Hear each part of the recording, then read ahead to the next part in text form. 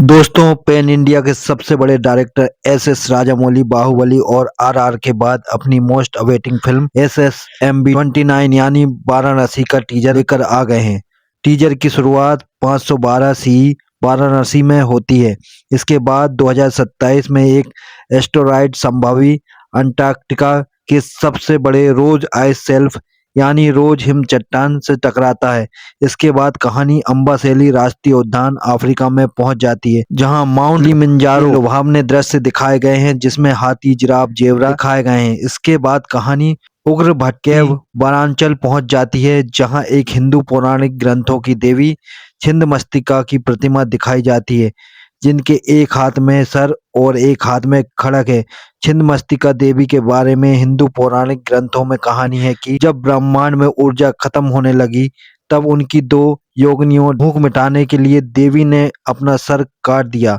कटे सर से रक्त की 3 धाराएं निकली, एक डाकनी के मुख में, एक वर्णनी के लिए और तीसरी स्वयं अपने कटे हुए सिर के लिए। फिर यहाँ से कहानी त्रेता युग में चली जाती है, जहाँ 7200 ईसा पूर्व में लंका में हनुमान जी अपने रौद्र रूप में दिखाई देते हैं, जहां वानरों की पूरी सेना ने मिलकर एक पहाड़ का रूप लिया है, जिस पर खड़े प्रभु श्री राम सामने से आ रहे विशालकाय शत्रु पर अपने बाणों का संधान कर रहे हैं। हनुमान जी के हाथों में पेड़ है और उनकी विशाल पूंछ पर एक रथ दौड़ रहा है। यहाँ से फिल्म अपनी कहानी पर पहुंच जाती है, जिसमें मणिकर्णिका घाट बनारस का दृश्य दिखाई दे रहा है, जिसमें फिल्म के स्टार महेश बाबू हाथ में त्रिशूल लिए नंदी पर सवार, गले में भगवान शिव का लॉकेट पहने दिखाए गए हैं।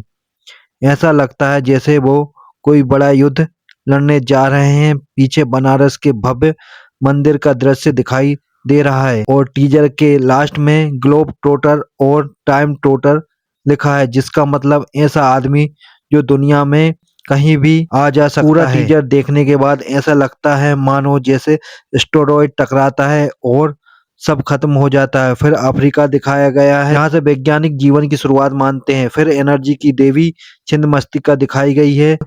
फिर त्रेता युग, असत्य पर सत्य की विजय, और फिर बनारस का मणिकर्णिका घाट, जहां से जीवन की शुरुआत है। तो इसमें जबरदस्त सिनेमाटोग्राफी के साथ शानदार विजुअल देखने को मिल रहे हैं और बीजीएम शानदार है। VFX भी बहुत बढ़िया दिखाया गया है।